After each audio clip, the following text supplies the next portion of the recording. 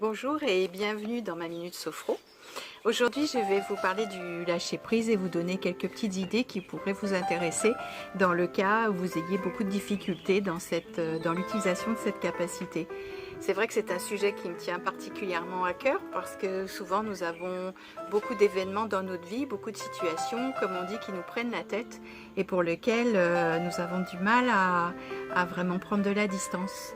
Alors qu'est-ce qui se passe dans le lâcher-prise finalement? Eh bien, je vais vous raconter ce petit conte zen qui vraiment montre bien tous les éléments qui sont là. Alors en fait, c'est l'histoire de deux moines pèlerins qui vont arriver un jour dans une ville où une femme était là présente et attendait qu'on l'aide à descendre de sa chaise à porteur. La pluie avait laissé des flaques très profondes et la femme ne pouvait pas traverser ces flaques sans salir sa robe. Alors elle était là, elle attendait, elle s'énervait, elle grondait tout le monde, tous ses serviteurs.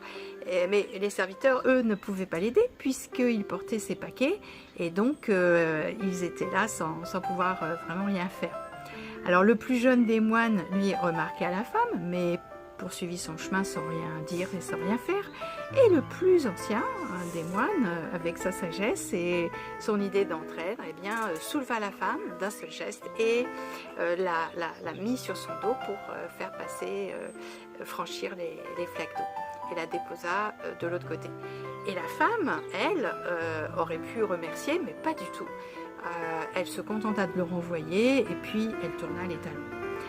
Alors les deux moines avaient repris leur marche, continuaient donc d'avancer et le jeune moine, lui, était vraiment préoccupé. Ça tournait en boucle dans sa tête, il ne comprenait pas pourquoi cette femme n'avait même pas remercié le moine qui l'avait aidé. Et donc il s'énervait finalement intérieurement, puis au bout de quelques heures, et sans pouvoir poursuivre plus longtemps ce silence avec l'autre moine, l'aborda et lui dit: mais écoute, cette femme tout à l'heure, elle a été vraiment très égoïste envers toi et très désagréable, alors que toi tu l'as aidée et en retour elle t'a même pas remercié. Et puis le plus âgé donc des moines lui répondit dans sa sagesse: écoute-moi, je l'ai porté à ce moment-là et puis ensuite, eh bien c'est comme ça, la vie est comme ça et j'ai continué, mais toi tu la portes encore sur ton dos. Et finalement ce conte zen, c'est ce qu'il nous dit. Il nous dit que nous vivons des situations finalement pour lesquelles nous allons avoir des réactions, des émotions, des pensées, alors que la situation en elle-même est terminée, eh bien nous continuons à la porter et ainsi nous continuons à alimenter tous les désagréments de cette situation. Alors je vais partager avec vous quelques petites idées clés qui peuvent vous aider ou qui pourront vous aider, en tout cas je l'espère, à prendre cette distance nécessaire, c'est-à-dire à laisser aller ce qui nous encombre, ce qui nous retient finalement, pour pouvoir vivre la situation de la manière la plus facile possible et ensuite réussir à se mettre dans un état d'esprit de laisser être ce qui doit être.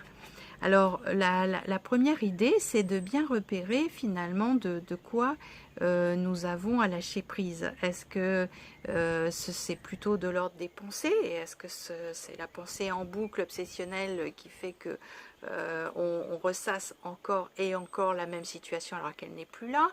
Est-ce que c'est de l'ordre de l'émotion? On peut par exemple vivre de la colère encore et encore en repensant à ce qui s'est passé. Donc en fait, la première chose qu'on peut faire, c'est vraiment d'essayer de repérer ce sur quoi nous avons à lâcher prise, de le conscientiser, autrement dit. Et ça va aider ensuite à pouvoir agir dessus. Alors la deuxième idée qui est là, justement, une fois qu'on a repéré ce sur quoi on lâchait prise, on peut aussi faire le point sur ces éléments qui vont nécessiter ce lâcher prise par rapport à ce qui est en notre propre pouvoir.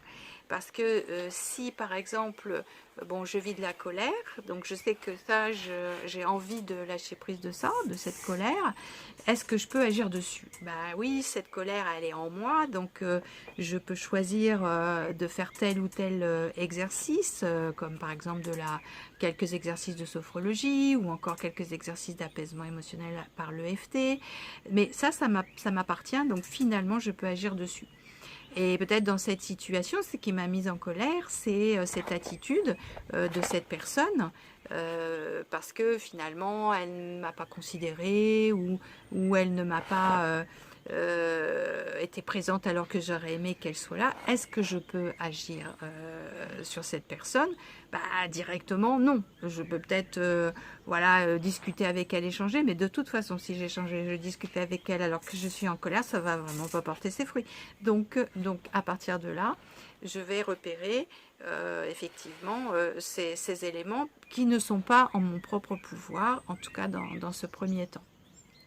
Ensuite, une autre idée qui va m'aider à finalement prendre cette distance et au fond de lâcher le contrôle. Hein, donc l'absence de lâcher prise, c'est finalement la volonté de vouloir tout contrôler dans sa vie. Eh bien, c'est de revenir dans le présent, dans le ici et maintenant. Et souvent, c'est le mental qui tourne en boucle et qui va alimenter finalement les émotions et autres.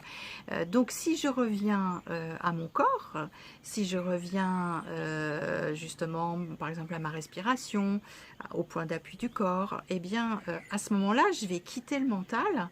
Enfin, il y a plus de chances que je quitte le mental puisque c'est le corps qui, lui, est toujours présent. Donc, à partir de là, eh bien, je vais choisir de revenir à mon corps en espérant que mon Jiminy Cricket soit le plus calme possible et donc faire des exercices de respiration.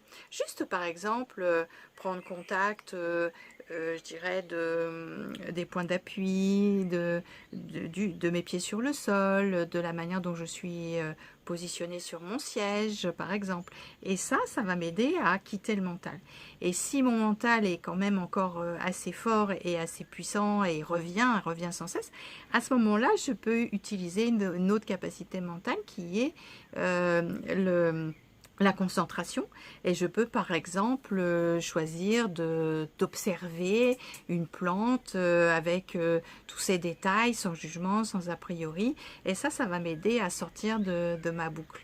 Alors en fait, pour réussir à être dans ce lâcher prise, eh bien je vais avoir à développer une flexibilité mentale et une ouverture finalement, ce qui m'offrira et me permettra d'avoir une ouverture à la vie. Donc je peux me questionner avec ce genre de questions assez ouvertes qui vont me permettre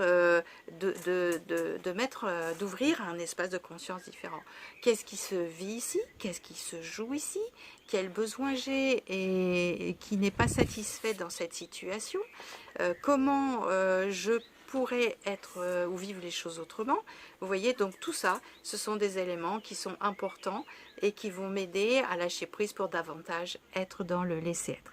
Voilà, j'espère que ces petites réflexions vont vous être utiles. En tout cas, n'hésitez pas à me faire des retours, à me faire des commentaires et à vous abonner à ma chaîne sur YouTube, Patricia Penaud, pour pouvoir bénéficier de tout ça.